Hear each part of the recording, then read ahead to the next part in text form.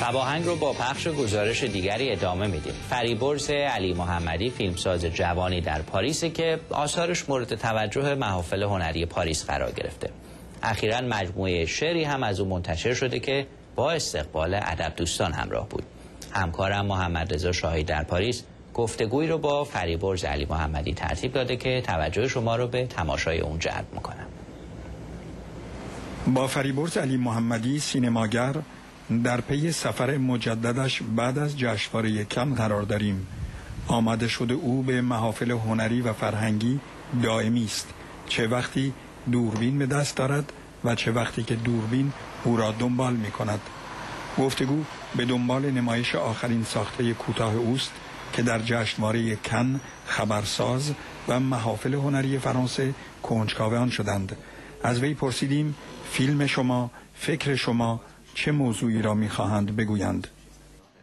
ایده فیلم مربوط به الان نمیشه، میتونه باشه که مربوط به هر زمانی میتونه باشه، یعنی زمانی که من بهش فکر میکنم، گذشته، الان و آینده، و فکر میکنم که در آینده خیلی سیاه‌تر خواهد شد.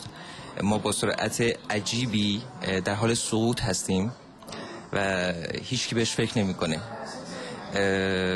من از وقتی که شروع کردم به نوشتن، وقتی با شعر شروع کردم، محکوم به این بودم که چرا اینقدر سیاه میبینم همه چیز رو.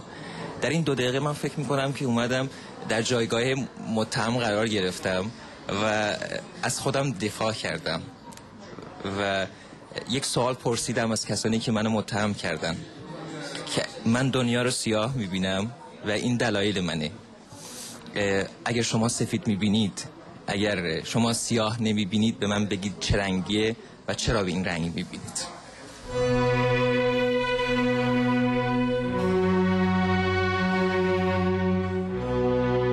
Africa. Thousands of children, women, and men die from hunger. Iraq, Afghanistan, Iran.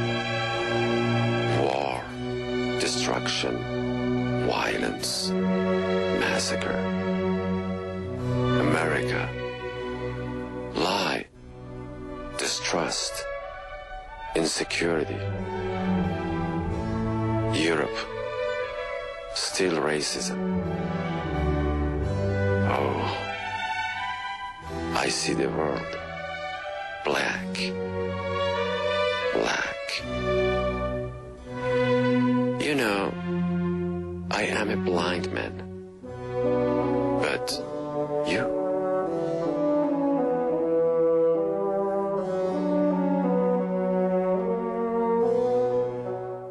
فریبرز، شما سال هاست که سیاه می پوشید، افکارتون هم ظاهرا خیلی سفید نیست. آیا درست فهمیدیم؟ در جوابتون آقای شاهد عزیز، من شعر براتون میخونم اگر دوست داشته باشید. خطوط، میله ها در ذهنم خطوط میشوند و کلمات با پنجه های پولادینشان تنگ گلویم را میفشارند. این آواز بیهودگی است که از من شنیده می شود. یاران دیر آشنای در بند همیشه، کودکان مذبوح در تالاب حقیقت، وارثان خشم، طوفان، بردگی، ظلمت. و تو ای برادر مصلوب سیاه پوستم، بدان این سنگینی تبر ابراهیم است که بر گرده های من وانهاد. کوتاه گفتن هنر دوم کارهای فریبرز علی محمدی است که می‌خواهد در هنر هفتم سبک تازه‌ای را بدعت بگذارد. پاریس، بخش فارسی صدای امریکا. و میرسیم به گزارش سینمایی بهنام ناطقی.